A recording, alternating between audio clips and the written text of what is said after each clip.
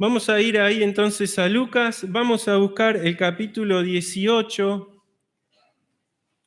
Y decía estas dos frases, una la que dijo Gonza, que es cuando Cristo entra lo transforma todo, y este coro dice Dios de imposibles. Y tiene que ver un poco con la historia que vamos a leer. Ahí en el capítulo 18, verso 18, hay un título que es El joven rico. ¿Sí? ¿Conocemos la historia o no? ¿Sí? Este joven amaba ¿qué cosa?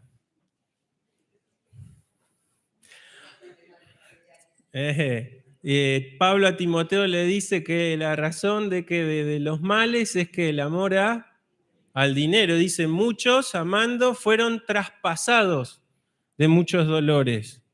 No estamos ajenos a que nos pase eso, hermanos. El tener a Cristo no es que, ¿no? Él lo transforma todo, pero nosotros, como dice Pablo, también tenemos que ir despojándonos de cosas, de la vieja naturaleza. Él está dispuesto a transformar, sin duda, pero a veces nosotros somos obstáculos a esa transformación. Lo cierto es que el joven se acerca a Jesús, Jesús le dice algo que lo termina de desbaratar, que le dice, vendé, dale a los pobres y vení, seguime, ¿sí? No significa que quien sigue a Jesús tiene que vender todo y vivir en la indigencia, no es este el centro de la enseñanza, sino que Jesús toca donde él tenía su corazón. ¿Y cómo se fue?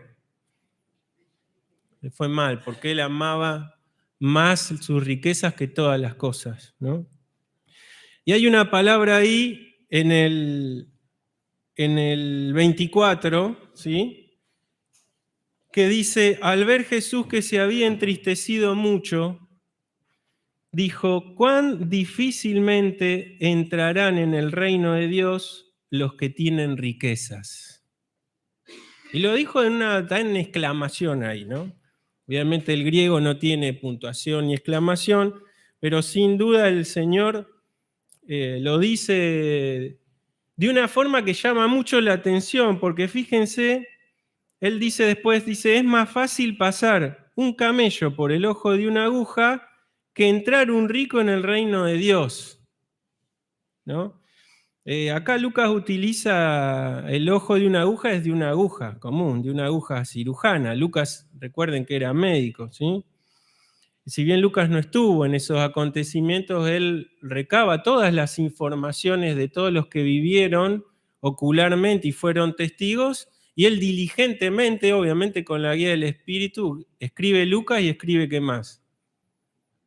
Hechos de los Apóstoles, ¿no? Que lo vive ahora sí él en carne propia. Entonces él pone ahí, porque algunos pueden leer que el ojo de una aguja era una puerta pequeña, no, acá habla de algo realmente imposible para los hombres, ¿sí? Y entonces fíjense, los que lo oyen, que parte de ellos son sus discípulos, dice, y los que oyeron esto dijeron, ¿quién entonces puede ser salvo? Ahora, ¿por qué dicen eso? Porque culturalmente la persona rica era vista como una persona justa, como una persona que tiene riquezas porque delante de Dios fue justa y Dios la enriqueció, ¿no? Sin embargo, Dios da vuelta, les patea el tablero en esta cosa cultural que ellos tenían, arraigada así de la nación judía, porque Dios promete prosperidad a la nación si la nación se volvía a Él. Recuerden que Israel sufrió deportaciones por dejarlo a Él y por idolatría, ¿no? Ayer escuchábamos sobre esto, ¿no? Sobre los ídolos en nuestra vida, ¿no? Aquellas cosas que nosotros priorizamos antes que Dios.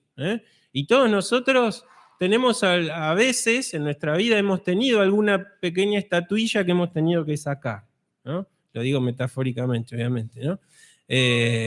Si alguno tiene estatuilla en la casa, igual tírela, obviamente. Pero nos referimos a cosas que nosotros veneramos, entre comillas, y le sacamos a Dios la gloria, ¿sí? Y entonces había una cultura así, de que la persona rica estaba asociada a la justicia y a un bien de Dios. Hoy a veces se quiere transmitir este evangelio, que se llama evangelio de la prosperidad. Que si vos le das a Dios o venís o obras, Dios entonces te va a prosperar y vas a ser rico, vas a andar y todos los semáforos van a estar en verde, no te vas a enfermar y un montón de cosas. Bueno, es un evangelio falso. Y es un evangelio falso porque estas personas no tienen ni siquiera en cuenta la historia de la iglesia. ¿O ustedes creen que Pedro fue rico, que no tuvo enfermedades? Pablo mismo. La mayoría de los que siguieron a Jesús sufrieron martirio. Ahí no hay evangelio de prosperidad. Y lo dieron todo por la causa de Cristo. Y así, si seguimos la historia de la iglesia, lo mismo. Pasamos por 300 años de persecución hasta que Constantino deroga ese edicto persecutorio a los cristianos. Pero después el oscurantismo hizo desastres también con los cristianos. Hoy mismo hay países donde persiguen a los cristianos, a los hijos de Dios. O sea que ese evangelio es un evangelio falso. Como decía Pablo a los Gálatas, no es que haya otros, sino que hay algunos que pervierten, ¿no? Y entonces ellos no entienden, dicen, si este rico, ¿no? Si los ricos no pueden entrar en el reino de los cielos porque ellos los veían justo, ¿quién entra? ¿Qué dice? Él les dijo, lo que es imposible para los hombres es posible para Dios. Hoy cantamos Dios de imposibles. Y la historia que vamos a leer rápidamente es la historia de una conversión extraordinaria. Porque es la historia de la conversión de un hombre rico que no necesita nada, ¿no? Y es la historia de Zaqueo, Jesús y Zaqueo. La conocemos desde la escuela bíblica, pero vamos a leerla y vamos a sacar también de allí algunas enseñanzas para nuestra vida. Dice, habiendo entrado Jesús en Jericó, Lucas 19:1, iba pasando por la ciudad, y sucedió que un varón llamado Zaqueo, que era jefe de los publicanos y rico, procuraba ver quién era Jesús, pero no podía a causa de la multitud, pues era pequeño de estatura. Y corriendo delante subió a un árbol sicómoro para verle, porque había de pasar por allí. Cuando Jesús llegó a aquel lugar, mirando hacia arriba, le vio y le dijo, Zaqueo, date prisa, desciende, porque hoy es necesario que yo pose en tu casa. Entonces él descendió a prisa y le recibió gozoso. Al ver esto todos murmuraban, diciendo que había entrado a posar con un hombre pecador. Entonces Zaqueo, puesto en pie, dijo al Señor, he aquí, Señor, la mitad de mis bienes doy a los pobres, y si en algo he defraudado a alguno, se lo devuelvo cuadruplicado. Jesús le dijo, hoy ha venido la salvación a esta casa, por cuanto él también es hijo de Abraham, porque el Hijo del Hombre vino a buscar y a salvar lo que se había perdido. Bueno, todos conocemos esta historia, ¿no? No es la historia de, a diferencia como hoy escuchamos de ese joven que tenía posesiones que hereda de su padre y decide irse con sus posesiones, ¿y qué hace con ellas? Las termina malgastando, ¿sí? Y entonces en la ruina él vuelve al padre, entra en sí. Pero este personaje no está en la ruina, está, digamos que, sin necesidad alguna económica, incluso hasta tenía cierto respaldo de Roma, porque obviamente era quien suministraba a Roma ingresos. Era, dice, un jefe encima de los publicanos. Y ustedes saben que los publicanos eran judíos que los romanos contrataban, esto era el mejor postor porque ellos no pagaban un sueldo. Entonces, el publicano, ¿qué hacía? Cobraba un impuesto de una región determinada, acordada ya por el Imperio Romano. Entonces, él sabía que por esa región él tenía que llevar una X cantidad de dinero, pero no recibía sueldo de Roma. ¿Cuál era su sueldo? Él cobraba un porcentaje extra a cada uno, ¿sí? Y entonces le daba lo que acordó con el funcionario romano y el resto que sobraba para él, ¿sí? Obviamente era una profesión muy mal vista. Este hombre obviamente era rico, tenía riquezas, no porque las haya ganado limpiamente. Igual no era, vamos a ver que no era tampoco un tipo desastroso, pero ya el oficio de por sí era muy tentador, ¿no? Y si hoy te cobro un 20% más, de acuerdo a cómo te miro vestido, te cobro un 25, un 30, ¿no? Y si le caías mal, te cobraba lo que se le antojaba cobrarte. Entonces, los publicanos eran muy mal vistos. Los judíos los tomaban no incluso por nacionales, sino hasta por gentiles. Y les sacaban todo el derecho de poder entrar a una sinagoga incluso. O sea, no era algo común. Los publicanos eran despreciados, ¿sí? Aunque gozaban de un privilegio adquisitivo y de un respaldo romano, porque muchas veces los impuestos, él estaba sentado el publicano y a su lado estaban oficiales romanos, porque lo linchaban. Tenía ese riesgo, obviamente, ¿no? Y entonces había un respaldo y por eso era en cierta forma medio intocable esta persona. Pero lo cierto era que era muy mal vista por la sociedad, no era, ya te digo, considerada ni siquiera judío, ¿eh? Era un traidor para ellos. Y hay una necesidad, dice él, procura ver a Jesús. Jesús pasa por Jericó esa sola vez, no hay otro momento en el que pasa. Jericó era una ciudad, ¿se acuerdan que había sido maldita cuando se derriban las murallas? ¿Se acuerdan que quedó maldecida por Josué mismo y quien la levantase, dice, iba a ser a sangre de sus hijos?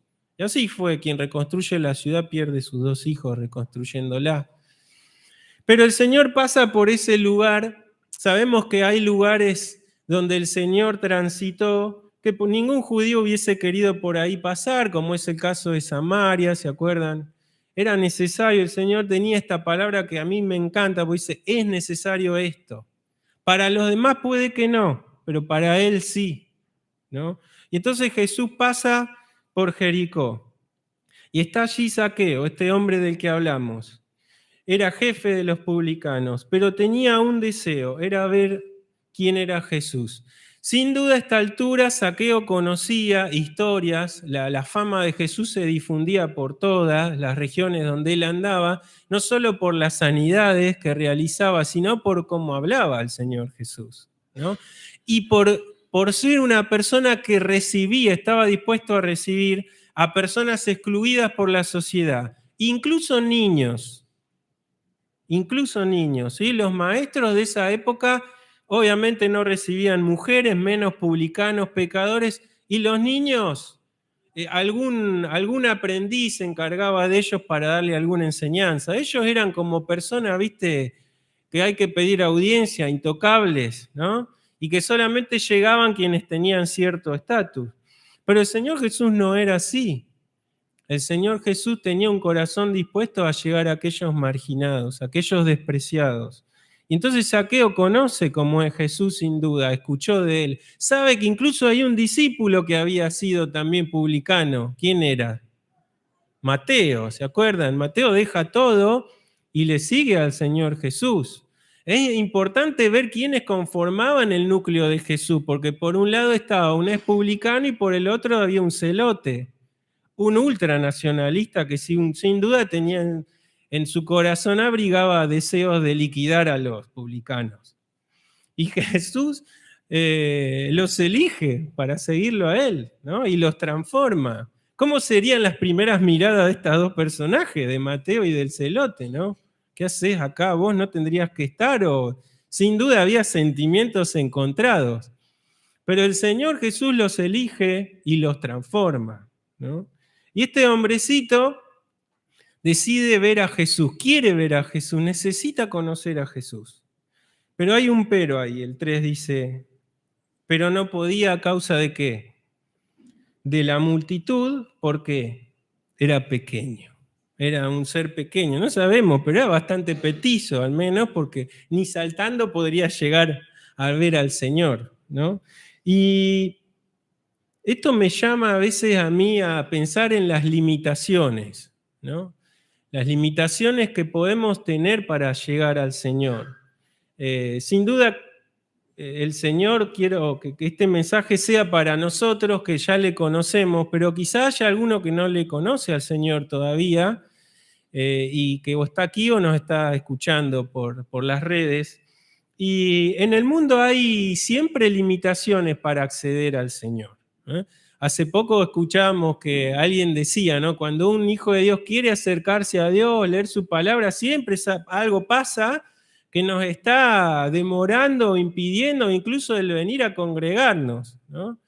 No pasa eso cuando queremos hacer otras cosas, o un deporte, o ver un fútbol, o ver Netflix, o lo que sea. Para eso no hay impedimento de nada, parecería.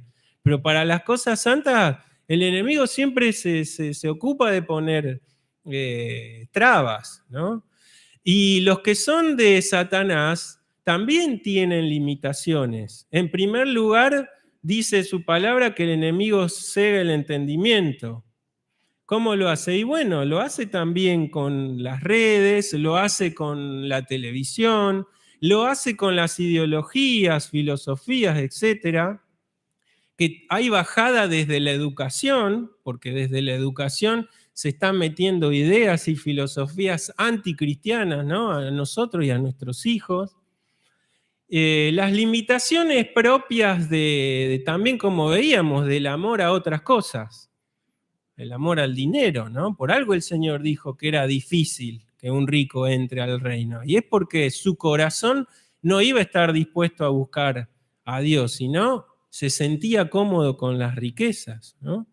Aunque para Dios no hay nada imposible y hay muchos hermanos que también tienen riquezas y que por algo Dios les dio esas riquezas y vemos que son humildes y aportan de sus riquezas también al reino, ¿no? A la iglesia. Y si Dios, hermano, como a mí, no te dio todas las riquezas, es porque te está justamente protegiendo de desbarrancarte, ¿no? Porque alguno piense hoy ser rico.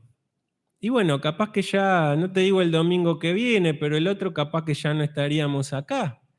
La prioridad ya no estaría tanto en buscarle a Él, ¿no? El apóstol Pablo dice que a él se le había dado un aguijón para no exaltarse desmedidamente. Le pide 3 veces al Señor. Ojo, era Pablo, no era cualquiera, era un servidor. ¿Y qué le dijo? No, Pablo, bástate mi gracia, ¿no? Mi poder se perfecciona en la debilidad. El permitirle a Pablo sacarle ese aguijón iba a hacer que Pablo pecara, que Pablo no sea lo eficiente que fue en la obra de él. Nosotros nos quejamos a veces de cosas y no vemos que el Señor nos da lo necesario para nosotros, lo necesario para proteger nuestras vidas de desbarrancar, de ir por caminos que nos llevan a la perdición. El Señor nos da lo que necesitamos, no lo que pedimos, porque a veces pedimos mal, como dice Santiago, ¿no? Pedimos como no conviene. Y entonces, a pesar de estas limitaciones que él tenía, ¿qué hace? Era imposible acceder por su limitación, corre. Debe haber sido una situación cómica, y yo digo, ¿no? Porque era pequeñito, no se veía bien que ciertos funcionarios corran, ¿sí? La cultura oriental era siempre distinta a la nuestra, pero no solo corre, sino que ve algo ahí adelante que dice, esta es la mía. Hay un árbol sicómoro ahí, ¿no? Yo lo busqué porque a mí me interesan a veces saber de plantas, y dice, es el Ficus sycomorus. ¿Qué es esto? Bueno, es el llamado higo mora. Es una planta robusta, con ramas robustas y perpendiculares al tronco, y que son de fácil acceso, casi que era como una escalera para Saqueo, ¿no? Entonces, Saqueo corre, corre, corre, se adelanta a la multitud, este arbolito me viene al pelo, y se sube al arbolito, ¿no? Se sube al sicómoro. Él quería ver al Señor, ¿no? Y tenía una sola oportunidad.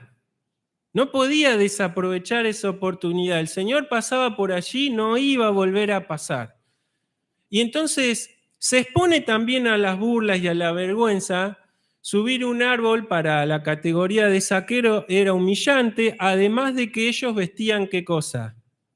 Túnicas. Se sube un arbolito, estaba expuesto a mostrar sus carnes, como decía mi abuelo. Mi abuelo una vez vino a Mar del Plata y dice, no me gusta porque acá vengo y las mujeres muestran las carnes, ¿no? Porque vino en verano, claro, lo llevamos a la playa, mi abuelo jujeño de la Quebrada, imagínate, estaba pesadumbrado de haber visto lo que vio, ¿no? Saqueo se expone a mostrar las carnes, ¿no? A mostrar cosas que no estaban, que eran mal vistas. Incluso cuando vemos los sacerdotes que oficiaban, cuando leemos ahí en la ley, no podían subir muy alto, se les prohíbe para que no muestren más de lo que debían mostrar. Eso está escrito en la ley, ¿no? Eso pasa ahí culturalmente. Pero Saqueo se expone aún a la vergüenza, se expone a estas burlas y se sube porque quiere ver a Jesús. Sortea esos obstáculos y se queda allí colgado. Ahora, sin duda, Saqueo quería solo satisfacer quizá eso, no se iba a pensar lo que iba a pasar después, ¿no? Y dice entonces el 5, Jesús llega a ese lugar, obviamente el Señor sabía el corazón de Saqueo, ¿no? Y dice, mira arriba, ¿y qué le dice? Saqueo, date prisa, desciende, porque hoy es necesario que yo pose en tu casa. Yo pensaba en esto y digo, ¿qué debe haber sentido Saqueo en ese momento? En primer lugar, no le dice, muchacho, baja. No, dice Saqueo, ¿no? El Señor conocía el nombre y ahora es personal, ¿sí?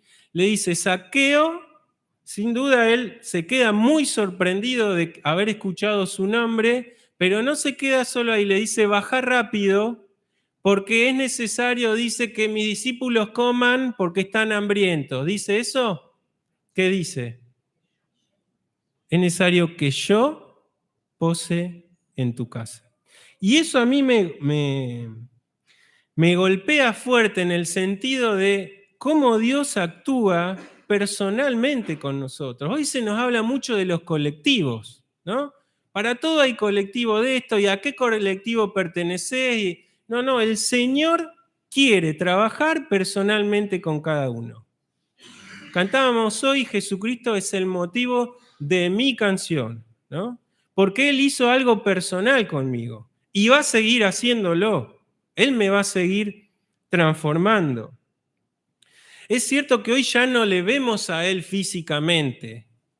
Ahí 1 Pedro 1, 8 y 9 dice, a quien aman sin haberle visto, en quien creyendo, aunque ahora no lo vean, se alegran con gozo inefable y glorioso, obteniendo el fin de vuestra fe, que es la salvación de nuestras almas.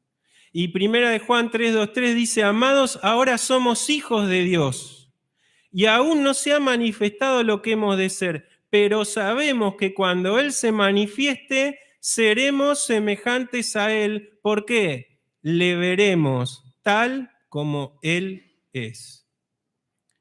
Y el 3 dice, y todo aquel que tiene esa esperanza en Él, ¿qué pasa? Se purifica a sí mismo como Él es puro. Y pensaba esto, ¿tenemos el anhelo de verle a Él? Es cierto que nos acostumbramos a la fe. Puede sonar fea esta frase, pero quiero que me entiendan esto, ¿no? El hecho de anhelar ver a Jesús, nosotros le vemos a través de su palabra, le vemos porque a través de su espíritu Él nos habla también, Él actúa en nosotros, pero ¿anhelamos verle a Él cara a cara? ¿Tenemos este deseo que tenía Saqueo de poder conocerle a Él? Sin duda, obviamente, todos tenemos una imagen distinta de Jesús. Se nos ha metido mucho en la cabeza siempre un Jesús en una cruz por la religión oficial y un Jesús sufriente, pero hoy Jesús no está así. Hoy Jesús está en glorias magníficas. Juan, cuando le ve a él, cae como muerto. Jesús lo tiene que tocar para darle fuerzas porque su gloria y su majestad lo fulminó a Juan. Lo mismo había pasado cuando Daniel tiene la visión de Jesús en aquel ángel de Jehová. 2 veces tiene que tocarlo a Daniel para que se levante y que pueda hilvanar una conversación porque dice que quedó sin fuerzas, quedó ahí palmado. Jesús es Dios y está en glorias magníficas y su poder es el sustentador de todo lo que hoy vemos, de la naturaleza del universo, ¿no? Nosotros obviamente hoy nos vinimos a recordar su cruz, sus padecimientos, pero Él tiene un nombre sobre todo nombre, Él está en gloria y Él es soberano. Hay un fulgor en Él extraordinario que Juan no pudo resistir. Y solamente, como dice acá 1 Juan, podremos soportar eso porque seremos glorificados para poder estar con Él. Habrá en nosotros un cuerpo distinto, ya no habrá pecado, no habrá concupiscencia, seremos transformados a la imagen de Cristo y estaremos con Él, le veremos como Él es. ¿Le anhelás, hermano, hermana? ¿Anhelás verle a Él? Que así sea en nuestros corazones. Ahora, me encanta esto de la personalidad del Señor diciendo que es necesario que Él esté en su casa. Y si no tenés a Cristo, estas palabras son también para vos. Es necesario, te dice Jesús, estar en tu corazón. Como dijo Gonzalo, cuando Él entra, transforma. Él quiere entrar al corazón, Él quiere transformar. Pero Él quiere estar también en tu matrimonio. Él quiere estar en tu familia, Él quiere estar con vos en tu trabajo, Él quiere ir a tu lugar de estudio. Él quiere estar con vos siempre. Dice, ¿qué hace Zaqueo? Desciende rápidamente y le recibe gozoso. Miren, esto también es una cachetada para la iglesia en Apocalipsis. Ahí la iglesia, el mensaje, ¿se acuerdan? A la Odisea, ahí en Apocalipsis 3, verso 19. Es un texto 19 y 20 que se aplica a las personas que no tienen a Cristo, pero el mensaje es a los cristianos. El 19 dice, yo reprendo y castigo a todos los que amo. O sea, está hablando Cristo. Si hay algo bueno en esta iglesia es que el amor de Dios no se había terminado con ella. Cristo quería que vuelvan de su camino, pero Él les dice, sean celosos, arrepiéntete, le dice, ¿no? Dice, he aquí, yo estoy ¿qué? A la puerta y llamo. Si alguno oye mi voz y abre la puerta, entraré a él, fíjense otra vez personal, ¿no? Y cenaré con él y él conmigo. Obviamente esto no es para nosotros, es para la Odisea. ¿Es así? Algunos dicen que esta es la iglesia del último tiempo, ¿no? Que si bien era una carta contextual y digamos para la época, para una iglesia real que existía en ese tiempo, también nos habla a nosotros. No estamos ajenos de que el Señor esté en la puerta, ¿eh? Incluso podemos estar adentro con ciertas liturgias y ruido, entre comillas, y el Señor de estar afuera golpeando, ¿no? A veces puede pasarnos que amamos más la religión, amamos más los formalismos, amamos otras cosas, y el Señor está afuera. Y el Señor quiere tener una relación personal conmigo. ¿Qué pasa con los matrimonios cristianos? Que hay más peleas que gozo. Y es porque Jesús no está. Venimos un domingo y creemos que eso ya es nuestro calla conciencia, ¿no? Ya está, ya cumplí. Pero cuando vuelvo a casa, vuelvo con actitudes de mi vieja naturaleza, ¿no? Y donde hay peleas y no hay gozo es porque no está Él. Y Jesús sigue golpeando y nos sigue diciendo, oí mi voz, quiero entrar, quiero bendecir, quiero que haya fiesta en tu corazón, en tu matrimonio. Quiero que haya perdón, quiero que haya paz. Quiero que se dejen las cosas del pasado. Es un mensaje también para nosotros hoy, esta historia. Por eso digo, las historias las escuchamos muchas veces, pero siempre nos dan a nosotros lecciones y enseñanza, porque su palabra es una espada. Y hoy tiene que ser una espada en mi corazón, tiene que entrar, tiene que cambiar. No puedo salir de acá como entré. Por eso me gusta esto de que es necesario que entre en tu casa, ¿no? Que entre yo en tu casa. Jesús lo hace personal. Y por ahí hoy no tenés a Jesús y Él te dice lo mismo.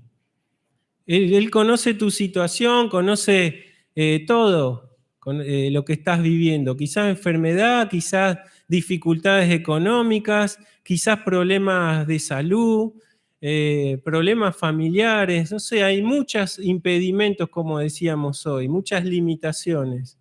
Pero vos tenés que bajar de ese árbol a prisa y decirle, Señor, entra. Señor, entra a mi corazón. Señor, entra a mi vida. Sin duda siempre hay oposición. Dice, como leíamos también hoy a la mañana, había qué cosa, murmuración, ¿no? Murmuraban porque Jesús había entrado a posar con un hombre pecador. Ya dijimos lo que culturalmente sucedía. Era imposible que un destacado, un judío, un maestro, entrara en casa de un pecador, menos de un publicano, alguien despreciado. Era contaminación. Pero el Señor trastorna todas las barreras culturales de pensamiento, de prejuicios que incluso hoy tenemos y decide entrar. Y entonces Zaqueo, ya terminando, dice, puesto en pie, le dijo a la multitud. ¿Dice eso la palabra? ¿Qué dice? Puesto en pie dijo al Señor. Zaqueo ahora se para y no quiere quedar bien con la multitud. No es que lo que va a decir es, bueno, me están mirando acá, tengo que quedar bien con los demás, tengo que aparentar. No, Zaqueo lo mira al Señor. Esa mirada debía haber sido especial. Y dice, aquí, Señor, la mitad de mis bienes doy a los pobres, y si en algo he defraudado a alguno, se lo devuelvo cuadruplicado. Hay un corazón transformado. Hubo arrepentimiento. Ustedes saben que el arrepentimiento es cambiar de rumbo. Reconocer lo que hice mal y doy vuelta, giro 180 grados. No vuelvo a lo mismo. Ese es el arrepentimiento. Y ahí en el corazón de Zaqueo, sin duda, hubo otras conversaciones en ese encuentro, que habrán charlado con Jesús, ¿no? ¿Qué le habrá dicho el maestro? ¿Qué habrá visto de él? Hay un cambio en su corazón. Y él reconoce obviamente que había defraudado, que en su oficio de publicano y había cobrado más de la cuenta, se había abusado sin duda de quienes eran sus hermanos por nacionalidad, obviamente, ¿no? Y él entonces dice, bueno, mis bienes la mitad a los necesitados, a los pobres, ¿no? ¿Se acuerdan Jesús al joven rico que le había dicho? Dale y vení, seguime, ¿no? Fíjate, Jesús no esboza una petición sobre Zaqueo. No le dice, Zaqueo, vende todo, deja todo y venís. No le dijo eso. Hubo tal cambio en el corazón de este hombre que se despoja de las riquezas, porque ya su corazón no estaba ahí. Su corazón estaba ahora apegado al Maestro. Y entonces él tiene esta actitud, este cambio, y dice, y a los que defraudé, se lo devuelvo cuadruplicado. Era más de lo que exigía la ley con quienes tenían este tipo de pecados con sus conciudadanos. Hay una evidente transformación del corazón de Zaqueo. Y yo leía una frase que me impactó también. Dice, la salvación no exime a nadie de rectificar los males del pasado, Las deudas contraídas durante el tiempo anterior a la conversión no quedan canceladas por el nuevo nacimiento. Si vos conociste a Cristo, sos una nueva criatura y tenías deudas pendientes, hay que pagarlas.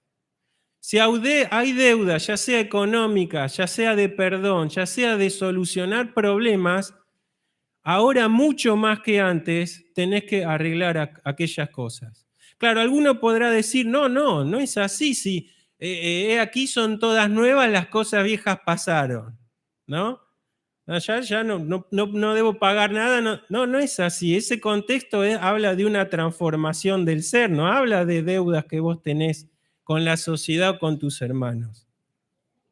Y entonces Zaqueo interpreta bien esto cuando conoce a Jesús y esboza eso. Y Jesús dice, hoy ha venido la salvación a esta casa, por cuanto él también es hijo de Abraham.